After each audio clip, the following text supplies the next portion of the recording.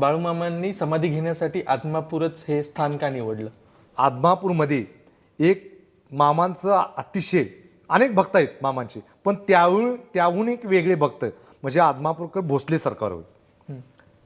आणि मामाने ज्यावेळी समाधी घेतली त्यावेळी भोसले घराण्याकडं बाळूमामाने समाधीसाठी जागा मागितली.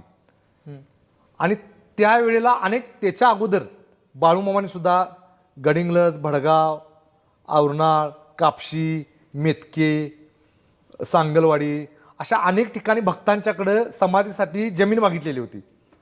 पण त्यावेळी कुठलेही भक्त पात्र ठरले नाहीत आणि कोण देतो म्हटले नाहीत. पण ज्या वेळेला आदमापूरकर भोसले सरकार यांच्याकडे बाळूमामाने जमीन मागितली समाधीसाठी त्यावेळी तात्काळ त्यांनी हो म्हटलं आणि ते मामांच्या शब्दाला पात्र झालेत. म्हणून मामांची आवड ही आदमापूर विशेष करून होतीच. पण ज्यावेळी सरकार जमीन द्यायला पात्र झालेत